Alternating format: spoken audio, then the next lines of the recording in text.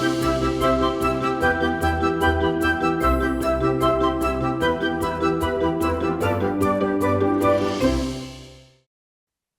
Hello money 9 में आप सभी का स्वागत है। मैं हूं सुमित और भारत हफ्ते का आखिरी कारोबारी सत्र और ट्रंकेटेड वीक और त्योहार की शुरुआत होने वाली है कल से। सो भारतीय बाजार आज एक सुस्त माहौल में, सुस्त मूड के अंदर कामकाज करते हुए आपको दिखाई पड़ेंगे। ना बहुत ज्यादा कोई तेजी है, ना कोई बहुत ज्यादा मंदी है। एक सीमित दायरे के अंदर ही डल मार्केट, लैकलस्टर मार्केट आपको दिखाई पड़ेगा। अगर इंडेक्स के लिहाज से देखा जाए तो इंडेक्स भी बिल्कुल फ्लैट है, सुस्त वे में वहां पर भी कामकाज होता हुआ दिखाई पड़ रहा है। और अगर सेंसेक्स निफ्टी की बात करी जाए तो सेंसेक्स करीब करीब 7-8 अंक ऊपर कामकाज करते हुए निफ्टी 20-22 अंक नीचे है। निफ्टी बैंक करीब करीब 150 अंक ऊपर कामकाज कर रहा है, 14% की बढ़त है। मिड कैप इंडेक्स बिल्कुल सुस्त, स्मॉल कैप इंडेक्स करीब आधा % नीचे कामकाज करता हुआ। एडवांस क्लाइंट 50-50 का रेशियो करीब 1100 शेयर तेजी में और 1300 शेयर बिकवाली के साथ कामकाज कर रहे हैं। आज कमान संभाली है पीएसयू बैंकिंग बास्केट ने, करीब 1% ऊपर कामकाज कर रहा है। एनर्जी इंडेक्स आधा % ऊपर है और बैंक करीब करीब 1/4% ऊपर कामकाज कर रहा है। प्रेशर आज फिर आईटी में है, 3/4% गिरावट देखने को मिल रही है। रियल्टी 1.5% नीचे कामकाज कर रहा है और ऑटो में करीब करीब 3/4% गिरावट देखने को मिल रही है। सो ओवरऑल मार्केट्स के अंदर एक रेंज, एक दायरा जिसके साथ कामकाज होता हुआ दिखाई पड़ रहा है। और इस डल मार्केट के अंदर रणनीति क्या हो, इस पर बातचीत कर लेते हैं। हमारे साथ रचित सर मौजूद है आज बातचीत करने के लिए जयपुर से। रचित सर नमस्कार, स्वागत है कार्यक्रम में। पहले तो मार्केट्स पे कोई व्यू रख रहे हो क्या, क्योंकि बाजार भी छुट्टी के मूड में ही लग रहा है और ऑलमोस्ट एक रेंज में ही कामकाज कर रहा है, कुछ है ही नहीं करने के लिए, सुबह से बोरिंग टाइप मार्केट है। क्या किया जाए बाजार में अभी? सर सबसे पहले आपको, दर्शकों को और स्टूडियो में सब लोगों को नमस्कार और हैप्पी होली। और भगवान करे इस बार आपके पोर्टफोलियो जो लाल रंग से सजा हुआ है, अगली होली तक हरे रंग से थोड़ी सजावट आ जाए, तो थोड़ी मुस्कान जो अभी हमारे चेहरों पे सिर्फ ऐसी ही है, वो एक्चुअल मुस्कान बन के आ जाए। This is all that I can pray for on this Holi. अब देखिए सर, एक चीज है कि लैकलस्टर्स मार्केट, हम इस मार्केट को तो जिम्मेदार ठहरा रहे हैं, मगर एक चीज क्यों नहीं देख रहे कि सर 3 दिन की छुट्टी है, 3 दिन 72 घंटे, 6-6 घंटे में बदलने वाले अपना जो एक डिसीजन है वो बदलने वाले डोनाल्ड ट्रंप को आपने 72 घंटे दे दिए हैं। पता नहीं कितने डिसीजंस ले आएंगे, कितने बदल देंगे, कौन सी इंडस्ट्री, कौन सा सेक्टर, कौन सा स्टॉक कैसे इंपैक्ट हो जाएगा, वो टेंशन ये मार्केट अभी लेके जाना नहीं चाह रहा है। तो उसके चलते मैं समझता हूं कि आपको ये मार्केट का ऐसा परफॉर्मेंस दिख रहा है। मगर सुमित सर, एक चीज मैं ऐड करना चाहूंगा जो कि थोड़ा सा इंटरेस्टिंग भी है नोट करने के लिए, कि आप देखिए इस पूरे वीक अमेरिकन मार्केट से कहीं ना कहीं हम डिसलाइन होते हुए दिखे हैं। और जिस तरीके का यूएस मार्केट परफॉर्म किया है, हम उसमें थोड़ा सा रेजिलियंस दिखा रहे हैं। कुछ कुछ फॉरेन ब्रोकरेजेस भी हैं जिन्होंने अब इंडियन मार्केट को अट्रैक्टिव बताना चालू कर दिया है। यूएस में आपकी बॉन्ड यील्ड भी थोड़ी सी कूल ऑफ होती हुई दिख रही है। आपके जो फंडामेंटल्स के लिए इंपॉर्टेंट डेटा फिगर्स हैं, जैसे आपका इन्फ्लेशन हो गया या इंडस्ट्रियल ग्रोथ के फिगर्स हो गए, वो भी अब थोड़ा थोड़ा पॉजिटिव डायरेक्शन में आ रहे हैं। We are approaching end of March, starting of April. Next financial year में कुछ कुछ कंजम्पशन बूस्ट की भी बातें हो रही हैं। इंफ्रास्ट्रक्चर स्पेंडिंग भी गवर्नमेंट अपनी चालू करने की कगार पे है। और अप्रैल में आरबीआई की पॉलिसी आएगी जिससे रेट कट भी होता हुआ दिख सकता है। तो I am just trying and mixing many things together. अब अगर इन सब चीजों को हम देखें तो सर एक चीज लगती है, अगर कोई भी भयानक चीज नहीं होती है इस मार्केट में, तो देयर इज अ पॉसिबिलिटी कि अब इंडेक्स पे करंट लेवल पे ही कंसोलिडेशन करें, एक रेंज में कंसोलिडेशन करें। बट स्टॉक स्पेसिफिक मूवमेंट और स्टॉक स्पेसिफिक बाइंग के लिए अब कहीं ना कहीं एक सही टाइम आता हुआ दिख रहा है। This is just a overview which I have got after studying for past 5 to 7 trading sessions, कि अब सर धीरे धीरे मार्केट थोड़ा सा रेजिलिएंट हो रहा है। और आप देखें जैसे ही हम 22,000 के फिगर के आसपास आते हैं, एफआईएस के सेलिंग फिगर्स भी बहुत ज्यादा ब्लीक हो रहे हैं। मतलब वो भी इस लेवल के नीचे माल बेचने में ज्यादा इंटरेस्टेड दिख नहीं रहे हैं। इन सब चीजों को if we club together, sir ऐसा लग रहा है कि निफ्टी एक फेज ऑफ कंसोलिडेशन में जाएगी। स्टॉक स्पेसिफिक अप्रोच हम रखें, अब टाइम आ गया है कि हम ढंग से बाइंग करना चालू कर सकते हैं। इनफैक्ट रचित सर, एक नंबर मैं इसमें और आपके उसके लिए ऐड कर देता हूँ सब्सटैंशिएट करने के लिए। दिसंबर का जो एडवांस डिक्लाइन था उसमें महीने का, उसमें 2240 शेयर बढ़ने वाले थे, 2270 शेयर गिरने वाले थे, यानी डिक्लाइन ज्यादा था। जनवरी में 2100 शेयर बढ़ने वाले थे, 2354 शेयर गिरने वाले थे, यानी कि गिरने वाले शेयर फिर ज्यादा थे। फरवरी में भयावह हो गया नंबर, 1860 शेयर बढ़ने वाले थे और 2600 शेयर गिरने वाले थे। ये जो नंबर था एडवांस डिक्लाइन का, ये कोविड के लोज का नंबर हिट किया था मार्केट ने। और मार्च का नंबर जो आया है अब तक का, वो 2350 शेयर बढ़ने वाले हैं और 2100 शेयर गिरने वाले हैं। सो 5 महीने बाद ऐसा हुआ है कि एडवांस डिक्लाइन एडवांसेस के फेवर में गया है डिक्लाइन के कंपैरिजन में। सो इसलिए सिचुएशन थोड़ी सी सुधरी तो है, पहले कंपैरिजन में थोड़ी बेटर साइड पर सिचुएशन दिखाई तो पड़ रही है एटलीस्ट। ये तो ना निफ्टी बैंक का आउटलुक। अब जरा इंडेक्स के टॉप गेनर लूजर पे आपकी स्क्रीन पर आते हुए दिखाई पड़ेंगे, कहां कहां पर आज खरीदारी है, कहां कहां पर आज बिकवाली आपको दिखाई पड़ रही है। देखिए आज के सत्र में जो सिचुएशन है वो बहुत दायरे में ही है। तो सारे शॉर्ट फॉर्म चल रहे हैं आज, बीईएल, ओएनजीसी, एसबीआई, एलएनटी, ये चारों के चारों आज इंडेक्स के टॉप गेनर के तौर पर आपको दिखाई पड़ेंगे। अगर कुछ गिरने वाले शेयरों की बात की है जहां पे आज थोड़ा सा प्रेशर बनता हुआ दिखाई पड़ रहा है, उसमें श्रीराम फाइनेंस है, हिंडाल्को है, टाटा मोटर है, विप्रो है। आईटी वैसे ही प्रेशर के साथ अभी कामकाज कर रहा है। इसके बाद बारी आती है मिड कैप साइड की। तो मिड कैप साइड में जहां गेनर लूजर है उनमें MRPL, solar industries, oil India, Mazagon dock, यहाँ पर थोड़ी खरीदारी है। और गिरने वाली साइड की अगर बात की है तो आज थोड़ा सा प्रेशर जहां पर है उसमें पीबी फिनटेक है, भारत फोर्ज है, फिनिक्स लिमिटेड है, पेटीएम है, जहां पर थोड़ा प्रेशर देखने को मिल रहा है। स्मॉल कैप साइड पर आज थोड़ी बहुत खरीदारी आपको दिखाई पड़ रही है, डेटा पैटर्न में, आईटीआई में, चेन्नई पेट्रो में, बीईएमएल में जहां खरीदारी है। बिकवाली वाली साइड पर कुछ शेयरों की बात किया तो प्रेशर आपको दिखाई पड़ेगा केसी इंटरनेशनल में, रेडिंगटन में, ब्रिगेड में, एबी रियल स्टेट में, जहां पर प्रेशर आपको देखने को मिलेगा। सो रचित सर, पहले तो आईटी स्पेस में ये लास्ट में आया इस पूरी बिकवाली के, और अब इसमें बिकवाली शुरू हुई है। सो यहाँ प्रेशर है, चाहे हैवी वेट टीसीएस वगैरह को देख लें या मिड कैप में देख लें, अभी भी बहुत सारे शेयर ऐसे हैं जो 50-60 के मल्टीपल पे कामकाज कर रहे हैं। सो आप कैसे देख रहे हो आईटी सेक्टर को? देखिए सर, आईटी के अपने फंडामेंटल्स तो अपने साथ हैं ही जो इस मूवमेंट के लिए थोड़ा सा जिम्मेदार हैं, मगर एक बेसिक प्रिंसिपल है सर किसी भी बिजनेस का, किसी भी इन्वेस्टमेंट का, हम लोग रिस्क मैनेज कर सकते हैं, बट अनसर्टेनिटी जब इतनी एक्सट्रीम चल रही हो तो वो मैनेज करना थोड़ा सा मुश्किल हो जाता है। और अब कहीं ना कहीं आप देखें जिस तरीके से डोनाल्ड ट्रंप के स्टेटमेंट आ रहे हैं, अमेरिकन मार्केट में कई कई चीजें होती हुई दिख रही हैं। और कहीं ना कहीं आप देखिए, अब अगर जो डोनाल्ड ट्रंप अज्यूम कर रहे हैं और उस अजम्पशन पे ही चलते हैं तो आपको वहां पे कहीं ना कहीं स्लो डाउन देखने को मिलेगा। मतलब आप इतने टैरिफ लगा देंगे तो उनका जो कोर इन्फ्लेशन है वो भी बढ़ जाएगा, और कोर इन्फ्लेशन बढ़ेगा तो उधर जो जेरेमी पवेल साहब हैं वो रेट कट नहीं करेंगे, तो इकोनॉमी एक फिक्स में आ सकती है। और इस सिचुएशन में चलते चलते कहीं ना कहीं ऐसा लग रहा है कि अब वो अनसर्टेनिटी आईटी झेलने के बिल्कुल भी मूड में नहीं दिख रहा है। आईटी का पेन अभी आपको और थोड़ा बढ़ता हुआ दिख सकता है जिस तरीके से ट्रंप साहब अपना अनाउंसमेंट्स कर रहे हैं, क्योंकि अगर इकोनॉमी फिक्स में जाएगी और हमारा जो आईटी रेवेन्यू है वो बहुत हद तक अभी भी एक उसका मेजर पोर्शन यूएस पे डिपेंडेंट है, वहां प्रॉब्लम बढ़ेगी सर तो आईटी भी थोड़ा सा प्रॉब्लम में रहेगा। अभी आईटी में कोई भी ऐसी bottom fishing at the very face of it करने का बिल्कुल दिमाग अलाउ नहीं कर रहा है।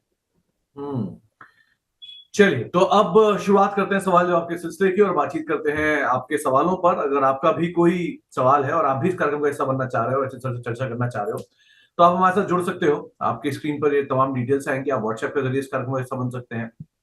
साथ ही साथ आप सोशल मीडिया पे बाकी प्लेटफॉर्म के जरिए भी जुड़ सकते हैं। व्हाट्सएप नंबर आपकी स्क्रीन पर है 9311211874, और साथ साथ ईमेल आईडी money9query@tv9.com, इस पर आप हमारे साथ जुड़िए। प्लस आप यूट्यूब और फेसबुक पर अगले 1 से 1.5 घंटे तक हम लोग लाइव रहेंगे, वहां पर भी हमारे साथ जुड़ सकते हैं और बातचीत कर सकते हैं अपने सवालों को लेकर। पहला सवाल आया है अबरार शेख साहब का। इनके पास फाइजर और टीसीएस में फ्रेश एंट्री करने की इच्छा रख रहे हैं। टीसीएस हायर लेवल से अगर डिविडेंड को एडजस्ट कर दूं तो करीब करीब 20 से 25% करेक्शन दिखा चुका है, एंड लाइकवाइज फाइजर तो ऐसी स्लो मूवर। सो करना क्या चाहिए इन दोनों में? देखिए, अभी हमने बात करी थी और टीसीएस के बीच से एक और बात आई थी, इन्होंने एक रियल एस्टेट प्रॉपर्टी भी एक्वायर करी है इफ आई एम करेक्ट इसी वीक में, और उसमें वो डेटा सेंटर क्रिएट करने की कोशिश कर रहे हैं। वो कहीं ना कहीं अपने इंडिया बिजनेस को थोड़ी सी स्ट्रेंथ देने की कोशिश कर रहे हैं। और करेक्शन ये अच्छा खासा दिखा चुका है, बट जो आईटी का ओवरऑल डर है वो इसके साथ बना हुआ है। तो अगर इसमें आप पोजीशन बनाना भी चाह रहे हैं और बहुत लोअर लेवल्स पे आपको दिख रहा है, करंट लेवल्स पे आप बहुत छोटा छोटा करके इसमें पोजीशन बनाए, मतलब current levels you don't put more than 10-15% of the money that you want to invest in this particular counter. अगर ये यहां से करेक्ट करता है अराउंड 3360 आपको मिलता है, वहां पे थोड़ा सा आप और इंक्रीज करें। ये एक पैटर्न है, मतलब 5 से 7%, 10% का आपको डाउन साइड मिले, धीरे धीरे करके आप इसमें फंड डालते रहें। इससे क्या होगा कि आपके एवरेज जो है वो नीचे आ जाएगी। बट इसका एक कॉन्ट्रेरियन व्यू ये भी हो सकता है कि what if things turn in good directions, और यहां से अगर रिवर्सल देता है तो इन दैट केस एक चीज आप मान के चलें, 3640 का एक बहुत स्ट्रॉन्ग लेवल है। 3640 के ऊपर अगर आपको 2 से 3 दिन ये क्लोजिंग दिखा देता है तो फिर ये एक ब्रेकआउट कैंडिडेट बन जाता है, और उसके बाद ये अपनी जो जर्नी है वो वापस चालू कर देगा। 3640 का क्लोज वॉच रखिए, उस लेवल के ऊपर एक ब्रेकआउट बनेगा, उससे नीचे हर 5 से 10% में आप अपना बाइंग कंटिन्यू कर सकते हैं। ओके, चलिए, तो आपको एक राय दी गई है टीसीएस के संदर्भ में, आप उसके हिसाब से कामकाज कर सकते हैं। भूटान बॉर्डर से विनीता जी हमारे साथ जुड़ी हैं। पहले तो विनीता जी बहुत बहुत शुक्रिया, आप इतनी फार ऑफ से हमारे साथ जुड़ी हैं, हमसे बातचीत कर रही हैं, उसके लिए। इनका सवाल है कि इनके पास शैले होटल के 10 शेयर है 910 रुपए के दाम पे, और टाटा कम्युनिकेशन के 1928 रुपए के दाम पे 10 शेयर है। सो इन दोनों में फर्दर एवरेज कर सकते हैं क्या? देखिए, पहले हम इनका चैलेंज होटल ले लेते हैं, और चैलेंज होटल में आप देखें प्रॉब्लम बस थोड़ा सा प्रमोटर अपना शेयर होल्डिंग डिक्रीज कर रहे हैं, डीआईएस भी डिक्रीज कर रहे हैं। रेस्ट फंडामेंटली कोई ऐसी प्रॉब्लम नहीं लग रही है। और अगर हम वैल्यूएशन टर्म्स में देखें, वहां पे थोड़ा सा अभी भी एक्सपेंसिव है ये। मतलब सर हम देखें अगर सेक्टर का पी अराउंड 85 है और इसका टीटीएम पी जो है 166 है, पी थोड़ा सा हाई है, अभी भी डिस्कंफर्ट दे रहा है। इन्होंने कौन सी प्राइस में ले रखा है ये? इन्होंने शैले होटल के केस में जो खरीदारी है वो इन्होंने की है 910 पे, और टाटा कम्युनिकेशन 1928 पे। देखिए, अभी तो इन लेवल्स पे मैं बिल्कुल भी नहीं बोलूंगा आप इसको एवरेज करें। अगर आप एवरेज करने की सोच ही रहे हैं तो और 690 लेवल्स पे आए, वहां पे आप एवरेज करने की सोचे। अभी यहां से करेक्शन वापस से आपको आता हुआ दिख सकता है, मार्केट में करेक्शन आएगा तो ये भी एक सेलिंग उसमें आएगा। तो 690 के आसपास आए तब आप देखें कि आप इसमें एवरेज करें। टाटा कम्युनिकेशन हम देखें, टाटा कम्युनिकेशन सर बॉटम से एक अच्छा रिवर्सल देता हुआ दिख रहा है, और अब कहीं ना कहीं वैल्यूएशन कंफर्ट भी इस पर्टिकुलर काउंटर में देखने को मिला है। इसके नेगेटिव्स बस ये हैं कि एफआईआईज ने अपनी स्टेक होल्डिंग जो है वो कम करी है, और डेट थोड़ा सा ज्यादा है। बट अब क्योंकि वैल्यूएशन कंफर्ट आ गया है तो डेफिनेटली अगर ये करेक्ट करके इसी वीक, मतलब इफ आई एम करेक्ट, आपके चैनल के माध्यम से ही हमारी बात भी हुई थी, साई प्रवीण जी ने सवाल पूछा था, और तब 1340 के आसपास, 1360 के आसपास चल रहा था। वो लेवल आपको वापस से देखने को मिलता है तो आप बिल्कुल उस लेवल पे जाके एवरेज करिए। करंट लेवल्स पे एवरेज एडवाइजेबल नहीं होगा। ओके, स्वाति मोरे जी पूछ रही हैं कि इनके पास अशोक लेलैंड के शेयर हैं 189 के दाम पर, और हुडको के शेयर हैं 225 के दाम पर। क्या ये बेचकर निकल जाए या फिर इनके अंदर बनी रहे? देखिए, अशोक लेलैंड को अगर सर हम देखें, ये अब थोड़ा सा इसमें सेलिंग प्रेशर रहा है एफआईएस की तरफ से, और डेट थोड़ा सा इंक्रीज हुआ था। अब आप देखें जिस ग्रुप को ये बिलोंग करता है उसी ग्रुप का रिलेशन आपका इंडसइंड बैंक से भी है, और उसके चलते ही बहुत सारी बातें हुई थी। बट यहाँ पे करंट लेवल्स पे मुझे ये कंफर्टेबल लग रहा है, वैल्यूएशन कंफर्ट भी दे रहा है।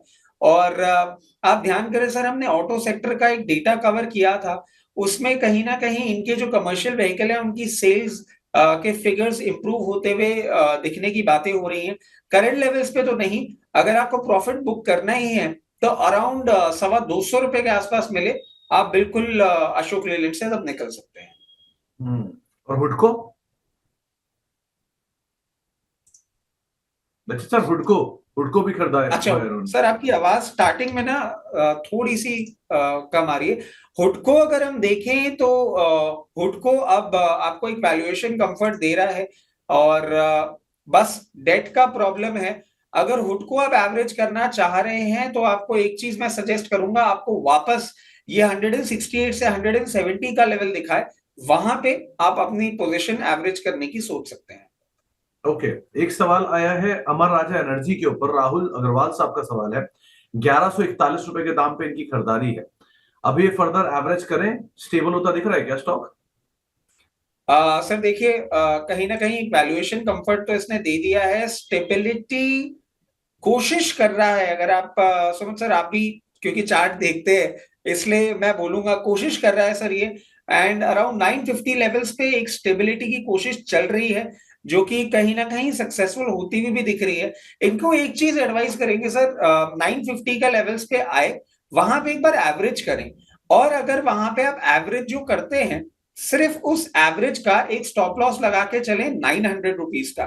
900 रुपीज के नीचे अगर ये बंद होता है कंसेक्यूटिवली 2 दिन विद डिसेंट वॉल्यूम, तो ये करेक्शन और गहरा सकता है। करंट लेवल्स पे आप एवरेज करें, बट 900 का स्टॉप लॉस रखें, और यहां से अगर रिवर्सल आता है तो स्ट्रेट आपको 1100 रुपए का लेवल सबसे पहला, और उसके बाद कहीं ना कहीं मूवमेंट अगर कंटिन्यू रहता है और मार्केट भी सपोर्ट करता है इन टाइम टू कम, तो 2 से 3 क्वार्टर 4 क्वार्टर में आपको 1400 रुपए का भाव भी दिखा सकता है। ओके, वोल्टैम्प ट्रांसफॉर्मर पे आशिम जी का एक सवाल आया है, करना क्या चाहिए? करेक्ट तो काफी हुआ है, वैल्यू भी है, लेकिन पूरा स्टेबल हो गया या अभी और थोड़ी गिरावट बाकी है? सर देखिए, इसमें हम कुछ कुछ चीजें देख लेते हैं। इनका क्वार्टर ऑन क्वार्टर प्रॉफिट जो है वो भी डिक्लाइन हुआ है, एफआईएस ने भी अपनी होल्डिंग थोड़ी सी कम करी है, और बिल्कुल वैल्यूएशन के टर्म्स पे अगर हम देखें तो एक कंफर्ट जरूर मिल रहा है करंट लेवल्स पे। और अगर वैसे भी देखें सर, ये एक स्ट्रॉन्ग सपोर्ट के पास है, मतलब in the December of 2023 that was the point of resistance जिसको ब्रीच किया था इसने, और उसके बाद आप देखें 14,000 के लेवल तक गया था। और जैसा कि हम जानते हैं, एक बहुत स्ट्रॉन्ग रेजिस्टेंस ही एक बहुत स्ट्रॉन्ग सपोर्ट की तरह भी बिहेव करता है।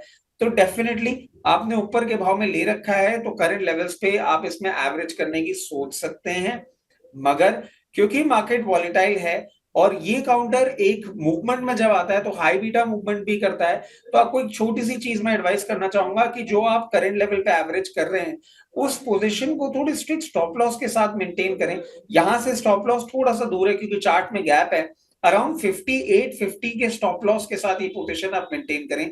दो, मुझे नहीं लग रहा है कि वो लेवल्स आने चाहिए, बट मार्केट वॉलेटाइल है और कहीं भी कुछ भी हो रहा है, उस एक्सट्रीम कंडीशन के लिए आपकी एवरेज पोजीशन पे ये स्टॉप लॉस आप जरूर मेंटेन करें। तो आपको राय दी गई है, स्टॉप लॉस को आप एटलीस्ट जरूर मेंटेन रखिएगा। साइंट साबिर खान साहब के पास है, करीब करीब 1260 रुपए के दाम पे, और एक्शन कंस्ट्रक्शन 1420 रुपए के दाम पे, करना क्या चाहिए इन दोनों में? सर पहले साइंट ले लेते हैं, साइंट लिमिटेड, एक सेकंड दे दीजिए।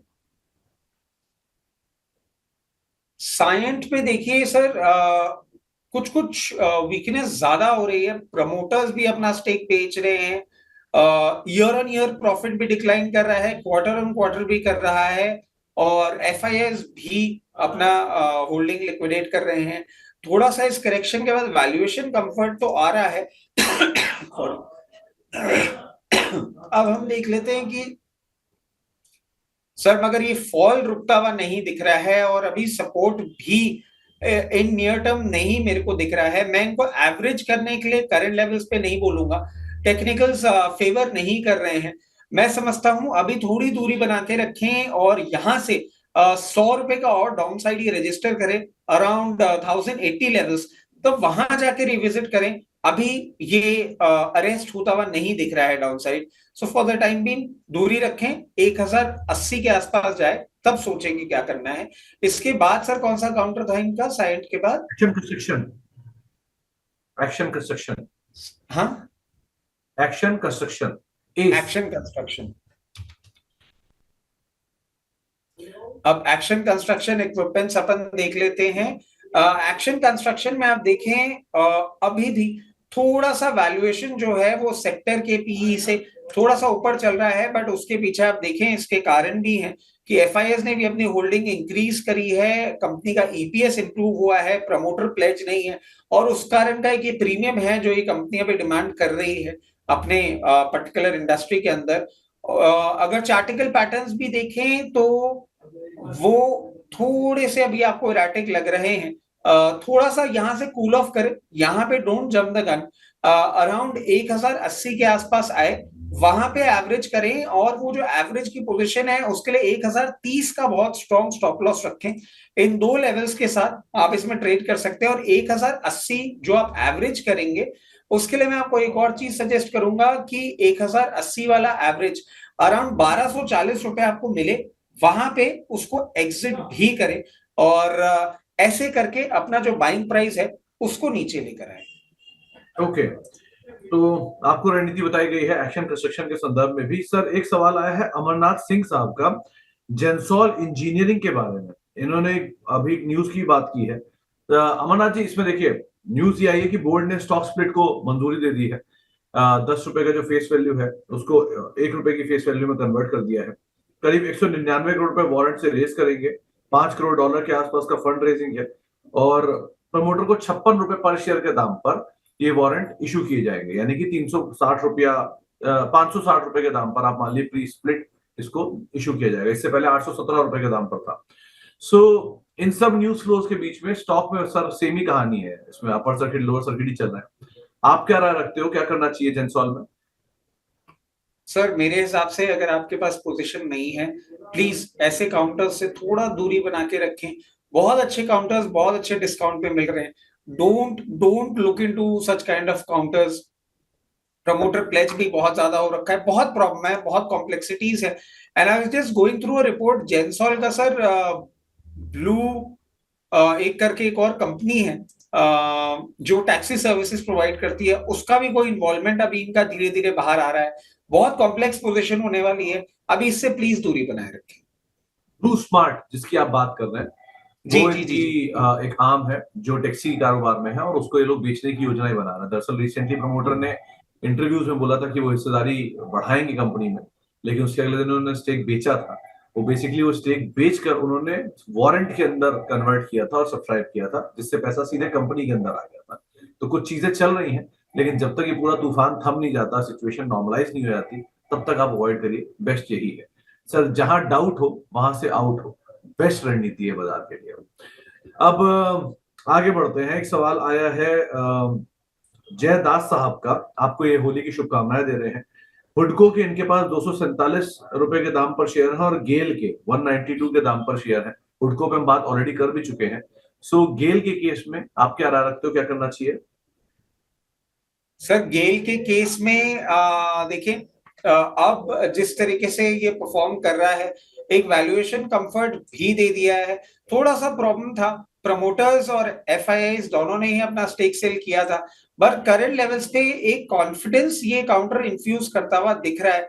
दो इसने एक 160 का डबल बॉटम तोड़ के और 153 लेवल्स का लो भी बनाया था, बट मैं समझता हूं करंट लेवल्स पे आप बिल्कुल इसमें पोजीशन बना सकते हैं, और इन टाइम टू कम जैसे ही मार्केट थोड़ा सा सपोर्टिव होता है, आप 200 रुपए तक का लेवल इसमें बहुत इजीली देख पाएंगे।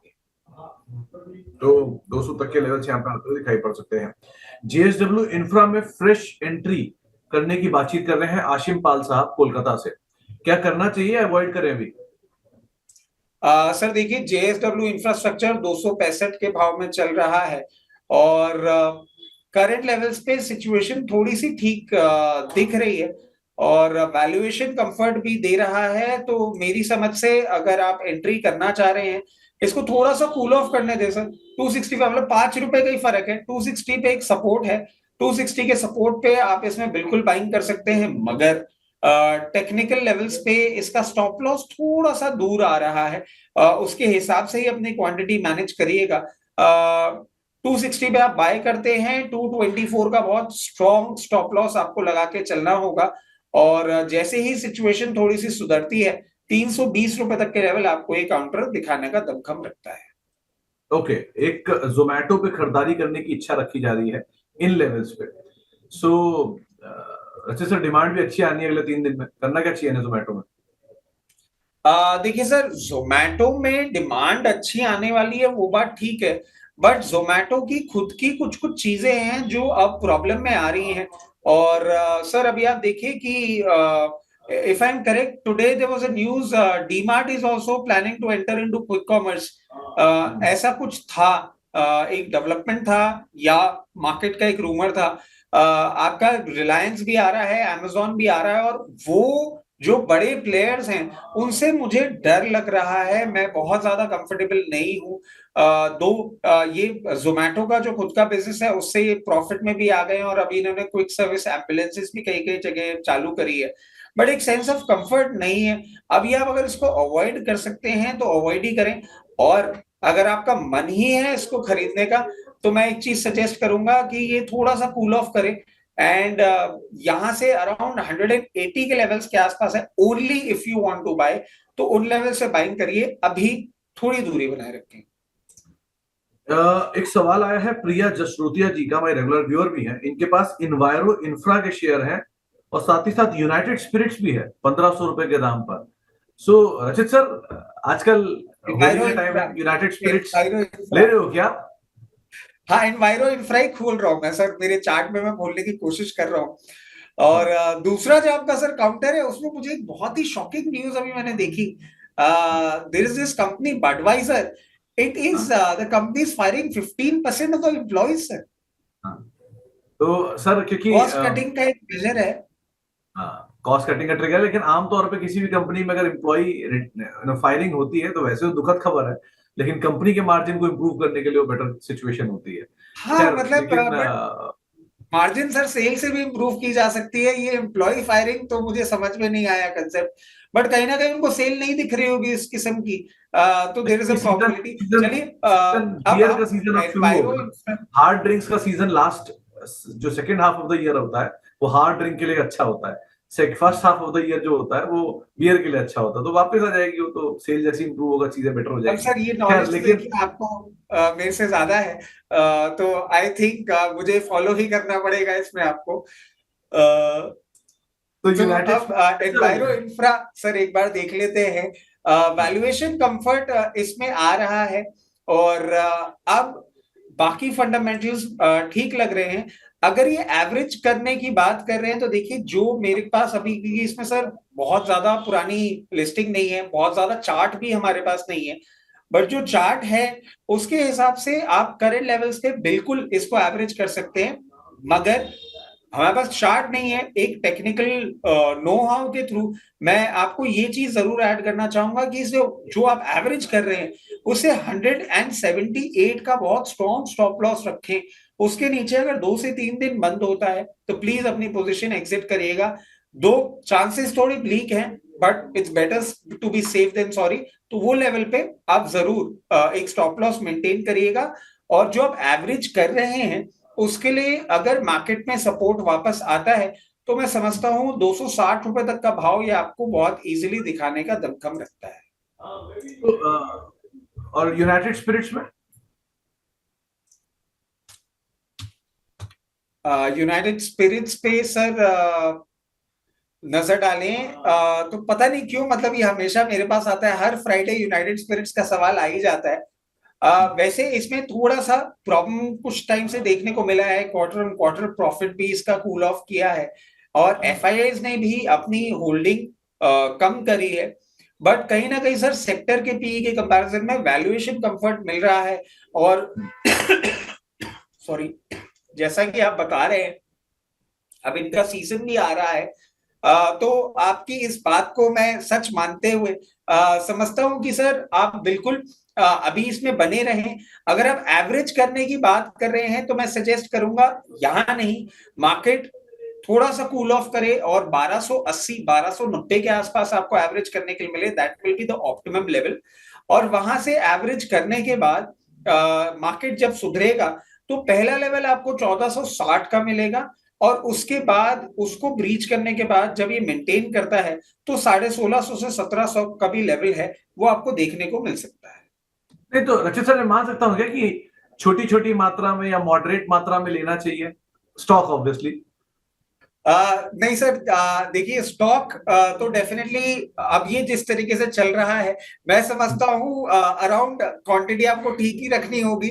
अराउंड 50% ऑफ दी होल्डिंग आप बिल्कुल एवरेज करें, क्योंकि सर इनका जो प्रोडक्ट भी है ना, वो छोटी छोटी मात्रा टाइप नहीं है जो जिस सीजन में कंजम्पशन होना है। अगर आपको प्रोडक्ट का सेटिस्फैक्शन चाहिए तो कंजम्पशन हैवी वॉल्यूम में ही करना पड़ेगा सर, तभी होगा कुछ।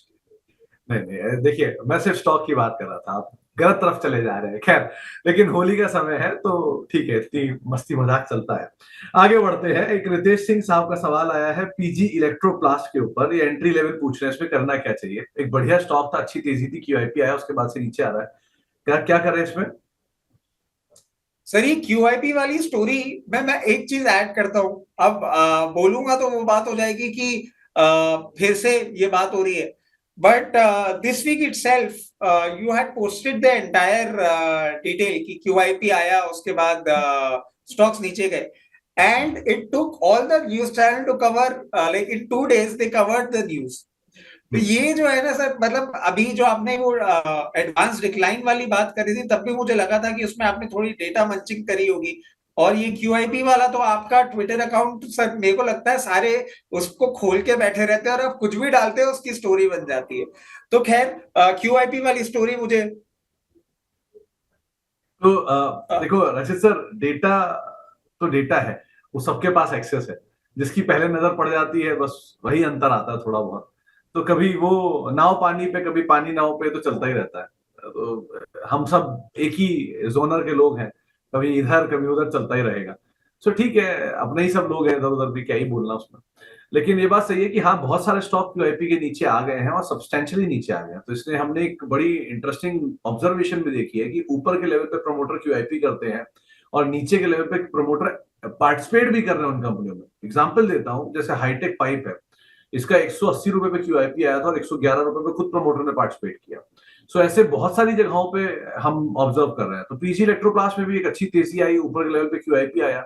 सो अब आप इसे कैसे ऑब्जर्व कर रहे हो? सर देखिए, अब देखें तो मगर अभी भी वैल्यूएशन कंफर्ट बहुत ज्यादा नहीं आ रहा है। और इसमें सर एक चीज करें, अगर इनको एंट्री लेवल ही चाहिए, मैं थोड़ा सा नीचे का एंट्री लेवल देने का कर पा रहा हूँ, क्योंकि सर चार्टिकल पैटर्न्स में क्या है, मुझे किसी भी लेवल पे एक सपोर्ट नजर नहीं आ रहा है। जैसे मैं 760 में भी सर्च कर रहा हूँ, it is not giving me definite signal. Around 690 का लेवल मिल रहा है सर, यहां से अभी और डाउनसाइड एक बार आ सकता है। एंट्री लेवल अगर पूछ रहे हैं तो मैं सजेस्ट करूंगा 690 700 के आसपास अगर आपको ये मिलता है तो डेफिनेटली वहीं पे आप इसमें एंट्री करें। अभी कोई कंफर्ट नहीं मिल रहा है, कोई भी ऐसा पैटर्न नहीं है जो मैं करंट लेवल पे सपोर्ट दे रहा हो। 690 700 के आसपास आए, वहीं पे फ्रेश एंट्री के बारे में सोचें। ओके। इसके अलावा एक सवाल और आया है अनिल लोहान साहब का। इनके पास के सॉल्व के शेयर हैं, ये 30% डाउन आ चुका है। और ऑब्वियसली बात है सर, कोई भी शेयर जब 30% नीचे आएगा तो उसको रिकवर होने के लिए कम से कम 60% चाहिए, क्योंकि वो 30% पहले तो लॉस कवर करेगा और उसके बाद ऊपर जाएगा। सो अभी क्या करेंगे, क्या सिचुएशन इनके सामने रखी हुई है? ये होल्ड कर सकते हैं 6 महीने के लिए? देखिए, एक तो इनका जो टाइम ड्यूरेशन है वो थोड़ा सा टाइट है। और इस टाइम ड्यूरेशन में अगर आप ये एक्सपेक्ट कर रहे हैं कि रिकवरी आएगी, तो ऐसा तो नहीं होता हुआ दिख रहा है। और सर इसमें सपोर्ट भी नहीं आ रहा है। Let me be very honest, I am not seeing any comfort in this particular counter. Market capitalisation बहुत छोटा है। और मैं इनको यही सजेस्ट करूंगा सर कि आप मतलब थोड़ा सा अगर कर पाए ये चीज, दिल पे पत्थर रख के, और इसमें से एग्जिट करने की ही सोचें और इस पैसे को कहीं और डालें। मतलब यहां से कंफर्ट नहीं दे रहा सर, चार्टिकल पैटर्न में भी कंफर्ट नहीं आ रहा है। I am not really very comfortable with the counter. हम्म। तो आपके लिए राय यही है कि यहाँ थोड़ा कंफर्ट नहीं है, आप कहीं भी तेजी मिले, लॉस जहां तक आप एडजस्ट कर पाए, निकलने की कोशिश करें, वो पहली रणनीति आपके लिए सबसे बेहतर रणनीति रहेगी। इसके अलावा एक सवाल नंद कुमार यादव साहब का भी आया है। इन्होंने एरिस लाइफ साइंसेज के 100 शेयर ले रखे हैं 1550 रुपए के दाम पे, और बॉम्बे डाइंग 237 रुपए के दाम पे। ये दोनों कैसे दिख रहे हैं आपको रचित सर? सर एरिस का क्या दाम आया है इनका? एरिस लाइफ साइंसेज और बॉम्बे डाइंग।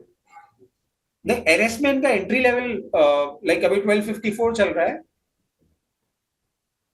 अभी एरिस लाइफ साइंसेज इन्होंने एक खरीद रखा है और दूसरा इन्होंने खरीद रखा है बॉम्बे डाइंग का स्टॉक। एरिस लाइफ साइंसेज आपको दिखाई पड़ेगा रफली कामकाज करते हुए 1256 रुपए के आसपास। 1256 पे चल रहा है और वैल्यूएशन कंफर्ट अभी भी नहीं दे रहा है। सर इसमें भी एक चीज नोटिस करिए, प्रमोटर्स ने अपनी स्टेक होल्डिंग डिक्रीज करी है, टीआईआईज ने भी डिक्रीज करी है, net profit quarter on year basis पे भी नीचे ही आया है, कंपनी का डेट भी बढ़ा है, बहुत फंडामेंटली स्ट्रॉन्ग पोजीशन नहीं दिखा रहा है। इनको मैं एक ही चीज सजेस्ट करूंगा कि अगर ये सोच रहे हैं एवरेज करने की, तो अराउंड इनको अगर ये देखने को मिलता है 1190 1196 के लेवल पे, वहीं पे एवरेज करें और उस एवरेज के लिए भी पर्टिकुलरली उस एवरेज के लिए एक स्ट्रॉन्ग स्टॉप लॉस लगा के रखें 1148 रुपए का। उसके नीचे अगर ये बंद होता है तो फिर सर इसका मेन सपोर्ट आता है 1054 रुपए का। उसके पहले कोई सपोर्ट दिखता नहीं है, तो इन लेवल्स को आप फॉलो करें और फिर देखें किस तरीके से बिहेव करता है। फंडामेंटली कंपनी अभी थोड़ा सा नेगेटिव है और टेक्निकल चार्ट्स पे भी नेगेटिव ही दिखा रही है, बहुत ज्यादा अपसाइड की अभी उम्मीद करनी चाहिए नहीं। ओके, और दूसरा बॉम्बे डाइंग। बॉम्बे डाइंग आप देखें तो बॉम्बे डाइंग में प्रॉफिट्स जरूर कम हुए थे और वैसे वैल्यूएशन कंफर्ट अब धीरे धीरे ये काउंटर इन लेवल्स पे दे रहा है। आप बिल्कुल बॉम्बे डाइंग को यहाँ पे एवरेज कर सकते हैं और जैसे जैसे सिचुएशन इंप्रूव होगी आपको बहुत जल्दी 175 के लेवल्स भी देखने को मिल सकते हैं। सुनील बिश साहब पूछ रहे हैं कि ओला इलेक्ट्रिक 40% लॉस में है, इसे रखना चाहिए या निकल जाना चाहिए? 3 महीने का टारगेट क्या देख रहे हैं आप? सर पहली बात तो ना ये एक ऐसा काउंटर है जिससे मैं बहुत ही डरा हुआ हूँ और इसके पीछे के कारण ये है कि जैसे कि हम बात करते हैं सर, किसी भी बिजनेस में ना बहुत इंपॉर्टेंट होता है उस बिजनेस में पेडिग्री, मैनेजमेंट की पेडिग्री। और अग्रवाल साहब के बारे में तो पूरी दुनिया जानती है that he has not created any good business. अभी ओला इलेक्ट्रिक में आप देखिए, पंजाब से दे आर एग्जिटिंग, अपने एक्सपीरियंस सेंटर वो बंद कर रहे हैं पंजाब में, क्योंकि पंजाब सरकार ने कुछ एक्शन ले लिया उनके ऊपर या क्या हुआ है। और अभी इनका स्टेटमेंट आया दैट फाइनली फाइनेंशियल ईयर 26 में इन क्वार्टर्स टू कम ये प्रॉफिट में आ जाएंगे अपने डिलीवरी स्पीड को एनहांस करके और ये सब करके। उस पूरी रिपोर्ट को देखने के बाद मेरे को आज भी इसमें से कॉन्फिडेंस नहीं आ रहा है और मेरे को इस पर्टिकुलर पूरे बिजनेस से हमेशा से डर रहता रहा। आपके चैनल के माध्यम से भी मैंने हमेशा बोला है, मतलब हम इसको 70 रुपए से डिस्कस करते आ रहे हैं और मैं बोलता जा रहा हूँ निकल जाइए, अभी भी यही चीज बोलूंगा, प्लीज निकल जाइए, इसमें बहुत दमखम नहीं है। जो भी फंड आपके पास बचा हुआ है उस फंड को कहीं और डिप्लॉय करें, बहुत अच्छे काउंटर्स हैं जो डिस्काउंटेड प्राइस पे मिल रहे हैं। Don't fall for this, don't fall into this trap. ये कहीं भी इंप्रूव होता हुआ मुझे तो नहीं दिख रहा है। आपने जैसे ही बोला कि मुझे इससे घबराहट होती है, मुझे लगा आपने स्कूटर चला रखी है इसलिए आपको इससे घबराहट होती है कि नहीं मेरे से नहीं चलती है इसलिए मैं बंद कर सर देता हूं, चैनल मुझे चेक, पसंद नहीं आ रहा। चैनल चेक मैं आपको बता दूं, मतलब इसमें मेरा कोई बायस नहीं है स्टॉक को एडवाइस करने में, but if you ask me personally I am the person. Sir वो आपने इंस्टाग्राम पे रील देखी होगी ना कि you are not my son, you are driving a EV, I am that anti EV.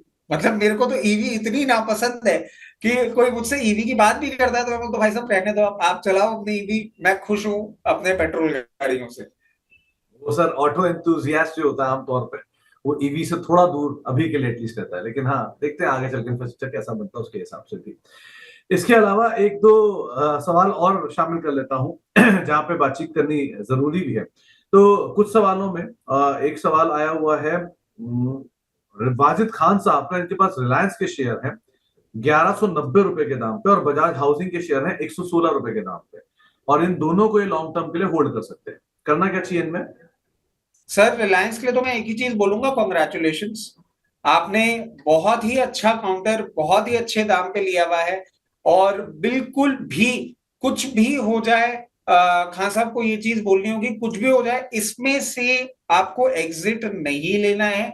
अगर मार्केट में वॉलेटिलिटी आती है, जैसा कि लास्ट टू लास्ट वीक हमने देखा था इन्होंने लोअर लेवल्स को टच करने की कोशिश करी थी। If you get such kind of extreme volatility, यहां से अगर आपको 100 सवा 100 नीचे रुपए में खरीदने को मिलता है, यू कैन बाय मोर।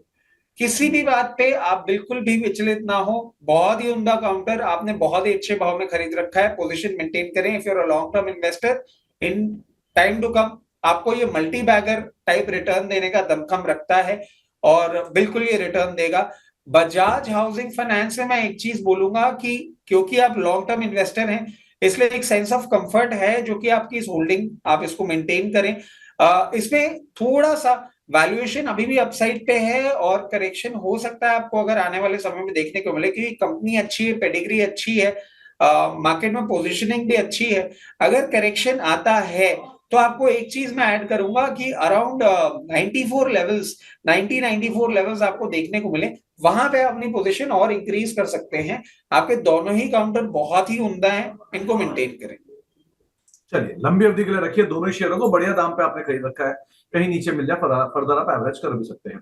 एक सवाल आया है राजीव जी का, इनके पास बीएलएस इंटरनेशनल के शेयर हैं और साथ साथ सेजिलिटी इंडिया के, इन दोनों में करना क्या चाहिए? इनका नजरिया 1 साल का है। देखिए सर, बीएलएस का तो टाइम आ रहा है और अभी भी हमारा जिस तरीके से डोमेस्टिक टूरिज्म है, मतलब वेरी फ्रैंकली, अब हम क्योंकि समर वेकेशन आ रहे हैं, बच्चों की घूमने की बातें हो रही हैं, तो देख के लग रहा है इंडिया तो अभी भी ट्रैवल लाइक नहीं बचा है। एक बेचारा मिडिल क्लास आदमी सर फॉरेन ट्रिप ज्यादा कंफर्टेबली कर सकता है इंडिया ट्रिप करने की बजाय। मतलब मैं आपको एक बहुत फनी फैक्ट, एक चैनल चेक बताता हूँ सर। 31st वाला जो ईद वाला वीकेंड है, उसमें आप अगर रणथंबोर अपनी फैमिली के साथ ट्रैवल करने की सोच रहे हैं, जयपुर से रणथंबोर, अगर एक भी डिसेंट प्रॉपर्टी आप लेने की कोशिश कर रहे हैं और 2 रूम वहां 2 दिन के लिए बुक करा रहे हैं, सर चैनल चेक है, आप वेबसाइट पे जाके चेक कर लीजिएगा, 1.25 से 1.5 लाख रुपया डिमांड हो रहा है 2 दिन का, 2 रूम का। इस तरीके का सारा सिचुएशन हो गया इंडिया ट्रैवल। तो फॉरेन ट्रैवल ही बढ़ने वाला है सर इस हिसाब से। आप देखिए, अभी हमने विंटर्स में भी देखा था, गोवा बहुत ज्यादा ब्लीक हो गया था, गोवा में ट्रैफिक और सारा का सारा ट्रैफिक जो था वो बाहर चला गया। तो उसका सीधा सीधा एडवांटेज इस पर्टिकुलर काउंटर को देखने को आपको मिलेगा ही मिलेगा। बहुत अच्छा वैल्यूएशन कंफर्ट अब इसमें देखने को मिल रहा है। अगर आपके पास ये है, बिल्कुल पोजीशन बरकरार रखें अपने, बहुत स्ट्रॉन्ग सपोर्ट के आसपास ये भी ट्रेड कर रहा है। और जो समर सीजन जाएगा, आई एम वेरी श्योर इसके रेवेन्यू में आपको देखने को मिलेगा। यहां से इमीडिएट अपसाइड 380 रुपए आपको देखने को मिलेगा और इन टाइम टू कम आप इसको 440 से 420 रुपए तक भी जाता हुआ देख सकते हैं। अगर लंबी अवधि के लिए आप होल्ड करना चाह रहे हैं तो वैसे भी होल्ड करिए। हमारा जिस तरीके से ट्रैवलिंग बढ़ रहा है और इनका रेवेन्यू पे बहुत ज्यादा डिपेंडेंट है, ये आने वाले समय में भी आपको अच्छा रिटर्न दे सकता है। तो एक अच्छे रिटर्न की उम्मीद आप यहाँ पर लगाकर चल सकते हैं। और दूसरा सेजिलिटी इंडिया, इसको आप कैसे देख रहे हो? सेजिलिटी, मैं माफी चाहूंगा सर, इसको मैं ट्रैक नहीं कर रहा हूं, तो इस पे मैं कमेंट करूंगा वो गलत हो जाएगा। चलिए, सोनिया शर्मा जी का एक सवाल आया है, इनके पास एफकॉन्स के शेयर है 463 के दाम पर और अशोक लेलैंड के शेयर हैं 213 के दाम पे। 3 से 4 साल का नजरिया है। एक ही कंसर्न है कि दोनों में जो हिस्सा है वो प्लेज है। सो आप कैसे रीड कर रहे हो इन दोनों शेयरों को? मतलब इन्होंने प्लेज कर रखा है बैंक में? अशोक लेलैंड और एफकॉन्स। नहीं समझा नहीं सर, इन्होंने बैंक में प्लेज कर रखा है? नहीं, इन्होंने नहीं प्लेज किया हुआ, प्रमोटर का हिस्सा प्लेज है। तो ये वही बात का है हिस्सा। कि आप थोड़ा कंसर्न। हाँ, तो आप इसे कैसे रीड करते हो, क्या करना चाहिए इस पर? देखिए ये बात बिल्कुल सही है, प्रमोटर का प्लेज है और डेट भी बहुत हाई है और प्रमोटर का प्लेज कंटिन्यूसली बढ़े जा रहा है। अब इसमें सर एक चीज है, आप अगर इस पर्टिकुलर सेक्टर को देखें, इंफ्रास्ट्रक्चर हो गया या पावर जनरेशन हो गया, इनमें यूजुअली क्या होता है सर, पहले ना आपको फंड डिप्लॉय करना पड़ता है, उसके बाद ही आपको रेवेन्यू आता है और इसके चलते कहीं ना कहीं आपको ये सब चीजें करनी पड़ती हैं। नॉट दैट मैं बोलूंगा बहुत ही अमेजिंग चीज है। जैसे आपको एक छोटा सा एग्जांपल दे देता हूं, आज पावर सेक्टर में अडानी पावर भी है और टाटा पावर भी है। टाटा पावर है 0 प्लेज, अडानी पावर का प्लेज बढ़े ही जा रहा है। तो कई कबार फंड रेजिंग के लिए you have to take such kind of chances, क्योंकि ये इंडस्ट्री ऐसी है, इसलिए आपको वो देखना होगा। मगर इसके साथ साथ आप ये ना भूलें कि प्रमोटर्स अपनी होल्डिंग इंक्रीज कर रहे हैं, FIAs भी अपनी होल्डिंग जो है इंक्रीज कर रहे हैं। तो वो जो प्लेज वाला आपका कंसेप्ट है ना, उसको कहीं ना कहीं सेफगार्ड करने के ये काम में आता है, और वैल्यूएशन कंफर्ट भी हमको देखने को मिल रहा है। अगर आपने होल्ड कर रखा है तो बिल्कुल आप इसमें अपनी पोजीशन मेंटेन करें। At the very face of it कोई बहुत ज्यादा प्रॉब्लम वाली बात नहीं लग रही है। और अगर आप एवरेज करना चाहते हैं तो 424 रुपए के आसपास आए, वहां एवरेज करें।